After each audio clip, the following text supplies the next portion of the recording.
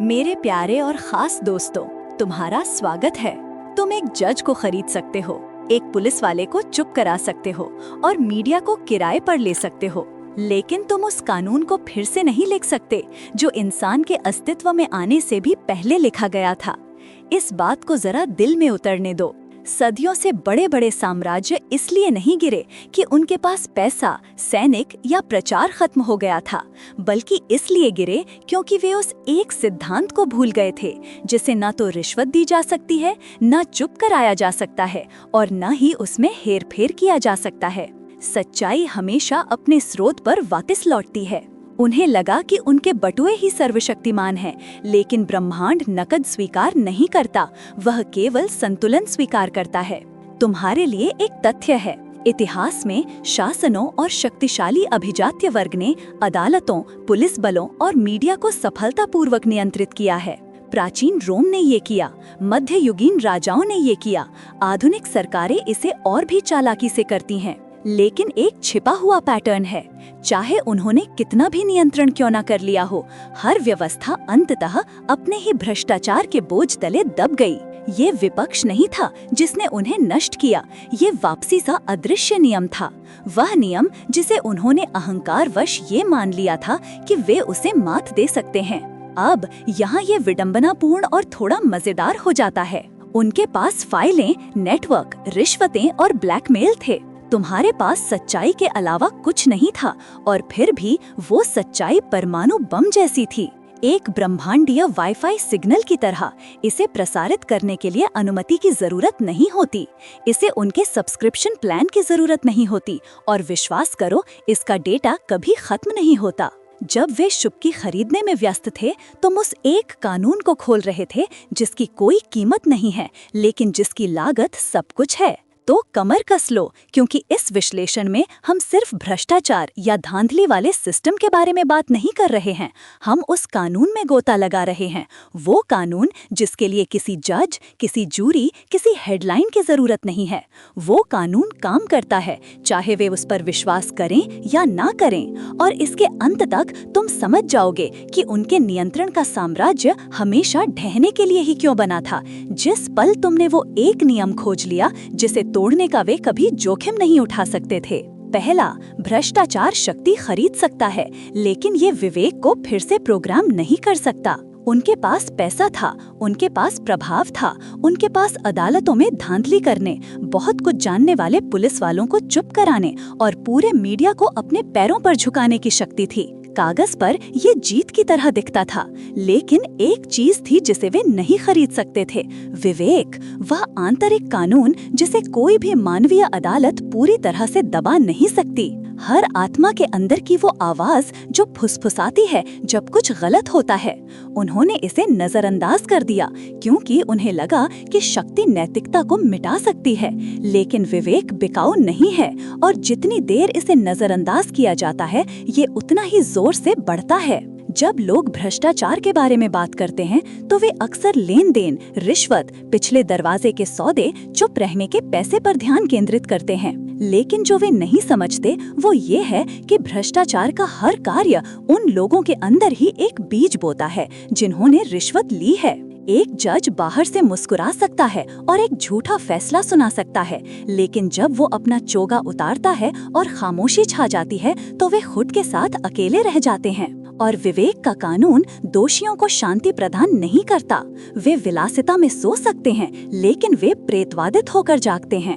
यही वो चीज है जिसमें तुमने प्रवेश किया, वो छिपा हुआ कानून जिसे वे छू नहीं सकते थे। तुमने उनसे धन, शक्ति या जोरदार सहयोगियों से लड़ाई नहीं की, तुमने उनसे बस उस अडिग आवाज के साथ संरेखित होकर लड़ाई की। यही कारण है कि सच्चाई ने इतिहास में हर साम्राज्य, हर अत्याचारी और हर जोड़ तोड़ करने वाले को मात दी है, क्योंकि जब शक्ति गवाहों को चुप करा सकती है तो वह उसे कभी चुप नहीं करा सकती जो हर व्यक्ति के अंदर लिखा है। विवेक एक बंद तिजोरी की तरह है जो नकली मुद्रा को अस्वीकार करती है। और यहाँ मोड़ है, उन्हें लगा कि वे अछूत हैं क्योंकि सिस्टम उनके सामने झुक गया था, लेकिन जितना ज्यादा उन्होंने अपने गलत कामों को छिपाने के लिए भुगतान किया, उतना ही ज्यादा उनके विवेक ने उनके खिलाफ सबूत संग्रहित किए। ये उस तरह का सबूत है जिसे कोई वकील खारिज नहीं कर सकता और कोई मीडिया स्पिन दफना नहीं सकता। इसे हेडलाइंस की जरूरत नहीं है, इसे केवल समय की जरूरत है, और समय अपराध को उजागर करने में निर्दयी है। इसीलिए वे तुमसे डरते हैं, क्योंकि जब वे इनकार में जीते हैं तुम सच्चाई में जीते हो। जब वे शुभकी खरीदते हैं तुम उस कानून को धारण करते हो जिसे वे मौन नहीं कर सकते। और जिस पल तुमने उस कानून को खोल दिया, उनकी शक्ति शक्ति नहीं और जेल की सलाखों में बदल गई, जिसे उन्होंने अपने ही हाथों से बनाया था। यही विवेक का कानून है, वो जिसे उन्होंने नजरअंदाज किया, लेकिन वह जिसने पहले ही आंक लिया है। दूसरा, सिस्टम में धांधली हो सकती है, लेकिन ब्रह्मांड को हैक नहीं किया जा सकता। उन्होंने सिस्टम में हेरफेर करने के लिए बहुत मेहनत की। उनके पास उनकी जेब में जज थे, उनके वेतन पर पुलिस अधिकारी थे और अपनी छवि को साफ रखने के लिए कहानियां गढ़ने वाले पत्रकार थे। उनके लिए ये अंतिम ढाल थी। उन्हें विश्वास था कि एक बार जब मनुष्य के सिस्टम उनके नियंत्रण में आ जाएंगे तो कुछ भी और कोई भी उन्हें छू नहीं सकता। लेकिन जो गलती उन्होंने की वो ये मानना था कि सिस्टम सर्वोच्च अधिकारी था। ये कभी नहीं था और कभी नहीं होगा, क्योंकि मनुष्य के नियमों से परे ब्रह्मांड का कानून मौजूद है। एक ऐसा कानून जिसे रिश्वत नहीं दी जा सकती, हैक नहीं किया जा सकता या तोड़ा मरोड़ा नहीं जा सकता। ब्रह्मांड एक ऐसे कोड पर काम करता है जो किसी के लिए नहीं झुकता। इसे कारण और परिणाम कहो, इसे संतुलन कहो, इसे दैवीय व्यवस्था कहो। यह वही सिद्धांत है जिसने समय की शुरुआत से अस्तित्व को नियंत्रित किया है। हर क्रिया का एक परिणाम होता है, हर झूठ की एक समाप्ति तिथि होती है, हर अन्याय तब तक दबाव बनाता है जब तक उसे सुधार की आवश्यकता ना हो। वे भूल गए कि जब मानवीय अदालतों को धोखा दिया जा सकता है और मानवीय आँखों को अंधा किया जा सकता है, तो ब्रह्मांड सब कुछ रिकॉर्ड करता है। इससे कुछ भी नहीं बचता, यहाँ तक कि परछाइयों में की गई चीजें भी। उन्हें लगा कि उन्होंने तुम्हारे मौके मिटा दिए हैं, लेकिन जो उन्होंने वास्तव में किया वह अपने ही पतन का बीजारोपण था। उच्च कानून तुरंत सजा नहीं देता, क्योंकि उसे इसकी जरूरत नहीं है। यह लोगों को ये विश्वास करने देता है कि वे बच गए हैं, और सुरक्षा का वो झूठा एहसास ही उन्हें फंसाता है। जब वे हंस रहे थे, अपने नियंत्रण में आश्वस्त थे, तो संतुलन चुपचाप स्कोर बराबर करने की तैयारी कर रहा था। और जब ब्रह्मांड प्रतिक्रिया देता है तो वो विनम्रता से दस्तक नहीं देता। यह सटीकता, समय और वजन के साथ आता है जिसका वे सामना नहीं कर सकते। यह वही कानून है जिसे तुमने खोला। तुम्हें उनके धांधली वाले खेल के मैदान पर उनसे लड़ने की जरूरत नहीं थी, क्योंकि बड़ा कानून पहले से ही काम कर रहा था। तुमने महसूस किया कि भ्रष्टाचार न्याय में देरी कर सकता है, लेकिन वह इसे नकार नहीं सकता। जो बाकी है वो हमेशा एक या दूसरे तरीके से वसूला जाएगा। और जितना ज्यादा उन्होंने सिस्टम में धांधली की, उतना ही भारी उनका कर्ज हो गया। इसीलिए उनका साम्राज्य ढह रहा है। ये तुम्हारा स्वर बनाम उनका पैसा नहीं था, ये उनका पैसा बनाम ब्रह्मांड था, और पैसा हर बार हारता है। वे भूल गए कि तुम्हें न्याय का पीछा करने की जरूरत नहीं है, जब संतुलन का कानून पहले से ही एक परछाई की तरह उनका पीछा कर रहा है। यह उनका अंधा स्थान था, और यही वो चीज है जिसने उनकी सभी जीतों को टाइम बॉम्ब में बदल दिया जो फटने की प्रतीक्षा कर रहे थे। तीसरा, झूठ हेडलाइंस पर हावी हो सकते हैं, लेकिन वे समय से आगे नहीं जी सकते। उन्होंने मीडिया में पैसा लगाया, कहानियों को फिर से लिखने, हेडलाइंस को दफनाने और कैमरों को दूसरी तरह मोड़ने के लिए। कुछ समय के लिए ऐसा लगा कि उनके झूठ जीत गए हैं। दुनिया ने केवल वही देखा जो वे उसे दिखाना चाहते थे। लेकिन झूठ नाजुक चीजें हैं। वे एक पल के लिए सतह पर हावी हो सकते हैं, लेकिन उनकी कोई नींव नहीं होती। समय ही उनका जल्लाद बन जाता है। चाहे कोई झूठ कितना भी जोरदार या विश्वसनीय क्यों न लगे, वह बोले जाने के दूसरे ही पल सड़ने लगता है। दूसरी ओर सच्चाई को चिल्लाने की जरूरत नहीं है, वह इंतजार करती है, वह खड़ी रहती है, वह जीवित रहती है। उन्होंने अस्तित्व की सबसे पुरानी वास्तविकताओं में से एक को नजरअंदाज कर दिया। समय हमेशा सच्चाई का साथ देता है। इतिहास ने इसे बार बार साबित किया है।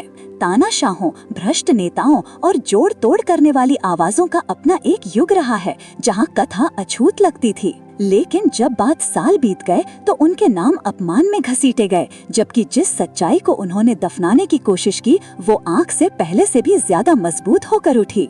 एक झूठ एक मौसम के लिए चमक सकता है, लेकिन समय उसे तब तक छीनता रहता है जब तक कि वह धूल के अलावा कुछ नहीं रह जाता। इसीलिए मीडिया पर उनका नियंत्रण कभी भी वास्तविक नियंत्रण नहीं था। वे बस खुद के लिए एक देरी खरीद रहे थे। वे सच्चाई को हेडलाइंस और शोर के नीचे दफना सकते थे, लेकिन जो उन्होंने दफनाया वो मरा नहीं था, वह जीवित था, अपने समय का इंतजार कर रहा था, उनकी कल्पना से भी ज्यादा गहरी जड़ें जमा रहा था। और जब सही समय आया तो उन जड़ों ने उनके ध्यान से बनाए मुखौटे को तोड़ दिया। झूठ बुरी तरह से बूढ़े होते हैं, वे झुर्रीदार हो जाते हैं, वे ढह जाते हैं, वे उन लोगों को ही धोखा देते हैं जिन्होंने उन पर विश्वास किया था।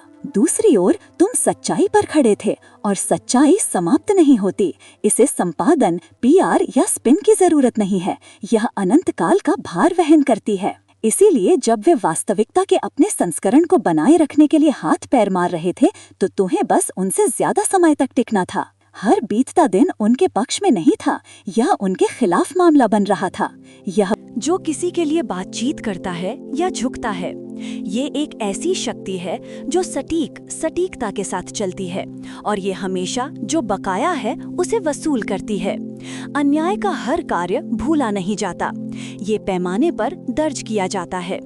हर बार जब उन्होंने परिणामों में हेरफेर किया, हर बार जब उन्होंने अपनी शक्ति का शोषण किया, तो पैमाना उनके खिलाफ और झुक गया। कुछ समय के लिए उन्होंने ध्यान नहीं दिया, क्योंकि मनुष्य के कानून ने उन्हें सफलता का भ्रम दिया। लेकिन गहरा सच ये है, ब्रह्मांड भ्रम पर काम नहीं करता, ये सुधार पर काम करता है। और जितनी देर अन्याय जारी रहता है, उतना ही बड़ा सुधार आना चाहिए। उन्होंने सिर्फ दूसरों के खिलाफ सिस्टम में धांधली नहीं की, उन्होंने इसे अपने खिलाफ धांधली की। हर अन्याय लाभ एक ऐसा कर्ज बन गया जिसे वे कभी नहीं चुका सकते थे। हर झूठ जिसका उन्होंने ऊंचा चढ़ने के लिए इस्तेमाल किया, उसने केवल गिरावट को और हिंसक बना दिया। जिसे वे शक्ति कहते थे, वो वास्तव में भेस में तोड़फोड़ थी, और जो नियंत्रण जैसा दिखता था, वो ढहने की उल्टी गिनती थी। संतुलन का कानून उपाधियों, धन या प्रभाव की परवाह नहीं करता, ये केवल संरेखण की परवाह करता है। और एक बार जब तुम संरेखण से बाहर हो जाते हो, तो सुधार अपरिहार्य है। इसीलिए उनका पतन अपरिहार्य था।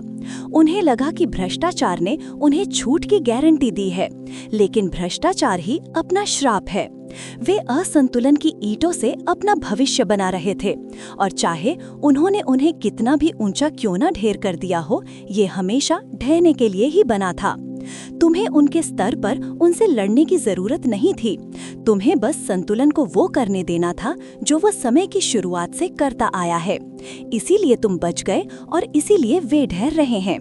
तुम सच्चाई में खड़े थे, जिसने तुम्हारे पैमाने के पक्ष को हल्का रखा।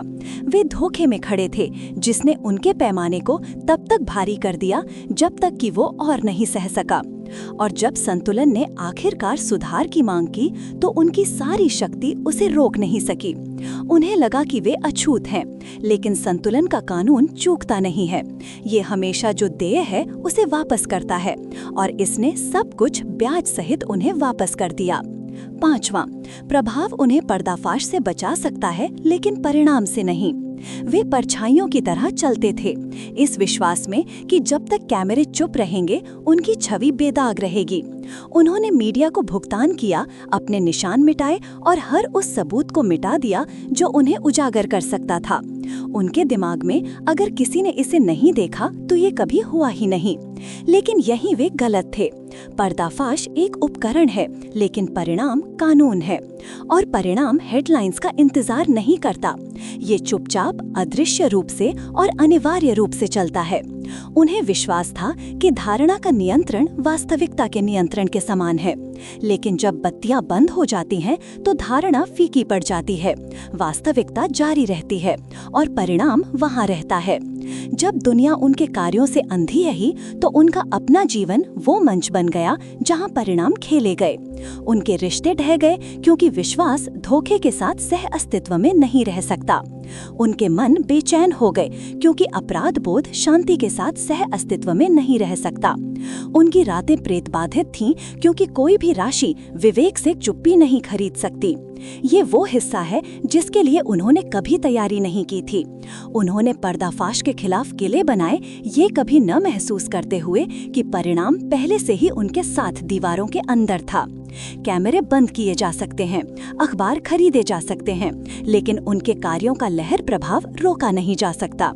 हर झूठ उनके घेरे को संक्रमित करता है, हर विश्वासघात उन्हें और अलग थलग करता है, हर अन्याय उनके स्वास्थ्य, उनके मन, उनकी आत्मा को खा जाता है। पर्दाफाश प्रतिष्ठा को खतरे में डालता है, परिणाम आत्मा को ध्वस्त कर देता है। और यहाँ विडंबना है, पर्दाफाश से कभी कभी बचा जा सकता है। लोग छवियां फिर से बनाते हैं, खुद को रीब्रांड करते हैं और घोटालों के बाद जनता की नजरों में लौटते हैं, लेकिन परिणाम उसे रीब्रांड नहीं किया जा सकता। एक बार जब परिणाम ने जड़ें जमा ली तो कोई पीआर टीम, कोई स्पिन डॉक्टर, कोई ध्यान से तैयार की गई माफी उसे पूर्ववत नहीं कर सकती। वे पर्दाफाश की शर्मिंदगी से बच गए होंगे, लेकिन वे परिणाम के निजी विनाश से नहीं बच सके। इसीलिए तुम उनसे ज्यादा समय तक टिके। तुम ये साबित करने के लिए पर्दाफाश पर भरोसा नहीं कर रहे थे। तुम समझते थे कि परिणाम बिना किसी कैमरे के तुम्हें सही साबित कर देगा, और ठीक यही हुआ। वे दुनिया के लिए शक्तिशाली दिखते हैं, लेकिन बंद दरवाजों के पीछे वे अपने ही विकल्पों के कैदी हैं। उनकी नींद न आने वाली रातें किसी भी हेडलाइन से ज्यादा जोरदार हैं, और उनका पागलपन किसी भी पत्रकार से ज्यादा निंदनीय है। उन्हें लगा कि चुप्पी सुरक्षा है, लेकिन चुप्पी ने केवल परिणामों को और जोरदार बना दिया।